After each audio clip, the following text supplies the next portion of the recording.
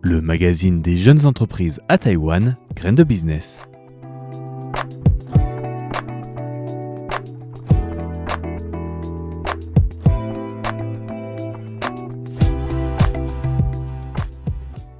Bonjour à vous, chers auditeurs de Radio Taïwan International, vous êtes en compagnie de Valentin Floquet pour ce nouvel épisode de Graines de Business. Alors, cette semaine, on va parler plus d'un écosystème que de start-up en particulier. Il s'agit en fait de quelque chose que je vais essayer de vous décrire et vous allez essayer de deviner au fur et à mesure du sujet dont on va parler aujourd'hui. Il existe des endroits dont on parle peu. Et pourtant, ce sont eux qui font basculer des idées dans le réel. Des endroits où les prototypes cessent d'être des promesses pour devenir des objets tangibles, testés, produits, vendus. Des lieux où des fondateurs venus des quatre coins du monde arrivent avec une technologie encore fragile, parfois incomplète, et repartent quelques mois plus tard avec un premier client, un partenaire industriel ou même un contrat signé. Ce ne sont pas forcément les hubs les plus médiatisés ni ceux qui attirent les levées de fonds les plus spectaculaires. Ici, on parle moins de pitch que de production, moins de storytelling que d'exécution. Dans ces environnements, la vitesse est une obsession. On ne demande pas seulement si une innovation fonctionne, mais à quelle vitesse elle peut être intégrée, adaptée et industrialisée. Les cycles sont courts, les décisions rapides et surtout les interlocuteurs ne sont pas là pour écouter poliment, ils sont là pour faire avancer des projets concrets. Ce qui ailleurs peut prendre des années, trouver un partenaire, tester un produit, valider un usage, peut ici se jouer en quelques semaines.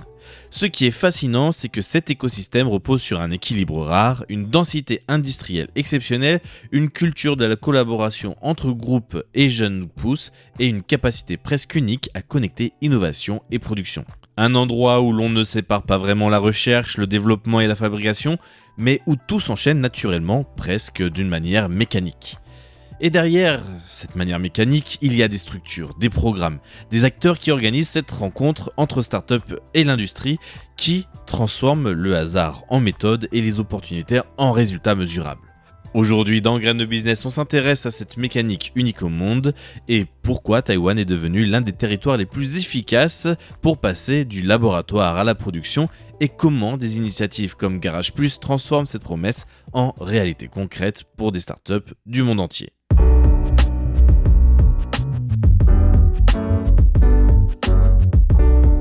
Au cœur de la dynamique dont je viens de vous parler, il y a un événement et surtout un programme qui structure cette promesse d'efficacité.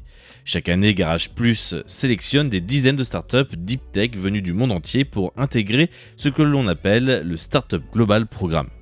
En avril, une nouvelle cohorte a été annoncée, 31 équipes sélectionnées parmi 346 candidatures issues de 17 pays. Mais ce qui distingue réellement ce programme, ce n'est pas le volume ni même la diversité, mais c'est le résultat.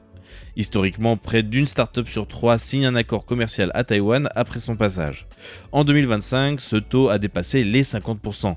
Dans un univers où la majorité des accélérateurs peinent à transformer des rencontres en contrats concrets, ce chiffre agit presque comme une anomalie. Ici, en quelques mois, les startups ne repartent pas seulement avec des conseils ou un réseau, mais avec des preuves de marché, des partenaires, parfois même leurs premiers revenus. Derrière ce programme se trouve une structure bien particulière, il s'agit donc de Garage Plus. C'est une initiative internationale organisée par la Epoch Foundation, une organisation basée à Taipei qui agit comme un pont entre innovation et industrie. Depuis 2015, le programme a attiré plus de 3800 candidatures issues de près de 100 pays avec plus de 330 startups accompagnées. Mais surtout, il a permis l'organisation de milliers de rencontres qualifiées avec des acteurs industriels majeurs. Et c'est là que réside la différence fondamentale du programme, c'est que les entreprises présentes ne viennent pas pour observer, mais pour collaborer. Parmi elles, on retrouve des géants comme TSMC, Mediatek, Delta Electronics ou encore Wistron. Ce ne sont donc pas des partenaires symboliques, mais des acteurs capables de lancer des projets pilotes, d'industrialiser une solution ou de signer des contrats. Ce modèle fonctionne aussi parce qu'il s'inscrit dans un écosystème unique. Taïwan concentre sur un territoire relativement restreint une densité industrielle exceptionnelle, notamment dans le domaine des semi-conducteurs et plus largement de l'électronique, mais aussi de certaines technologies de pointe.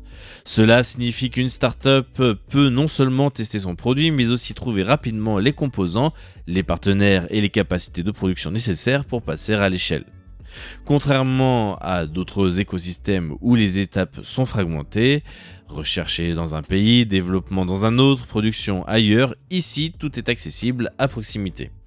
Et cette proximité réduit les délais, facilite les itérations et permet une collaboration beaucoup plus fluide entre start-up et industriels. C'est un environnement où l'on peut ajuster un prototype le matin et discuter de sa production l'après-midi. C'est précisément cette capacité d'accélération qui attire aujourd'hui des startups du monde entier.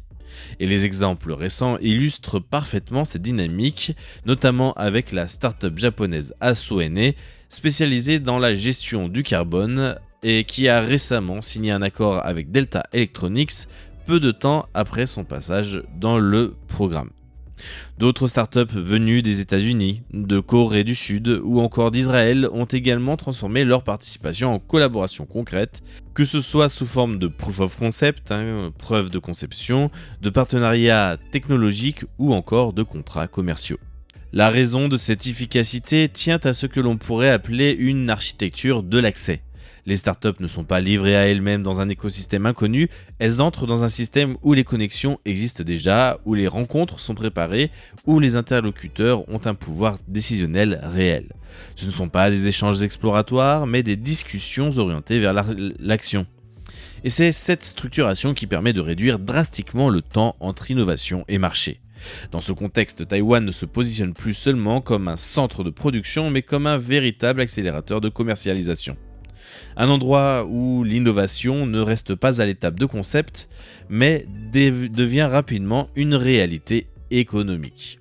Et c'est précisément cette vitesse qui constitue aujourd'hui l'information la plus marquante.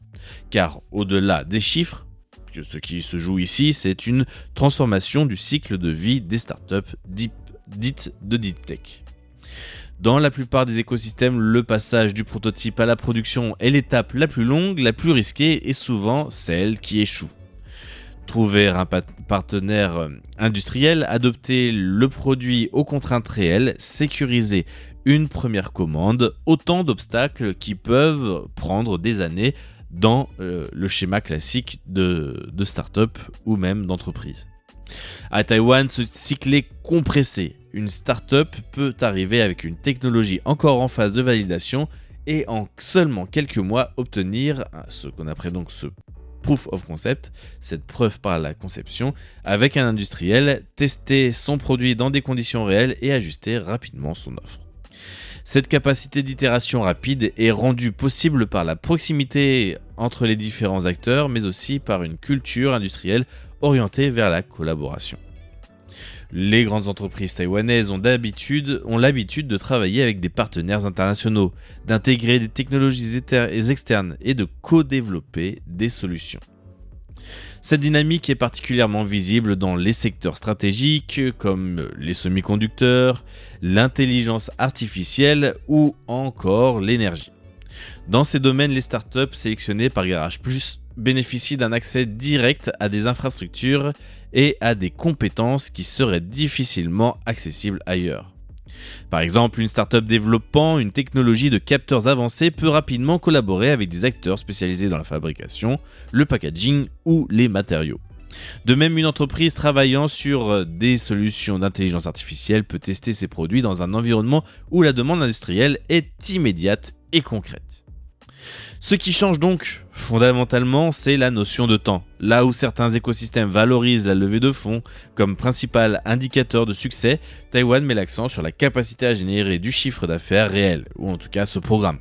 Le contrat devient donc plus important que le pitch, le client plus important que la valorisation, et cette approche pragmatique séduit de plus en plus de fondateurs, notamment dans, comme on l'a dit tout à l'heure, la deep tech, où les cycles longs et les besoins en capital rendent chaque accélération précieuse. Enfin, cette vitesse s'inscrit dans une stratégie plus large, en alignant des initiatives comme le Startup Global Programme avec des événements majeurs comme le Computex. Taïwan cherche aussi à renforcer sa position comme hub mondial de l'innovation industrielle.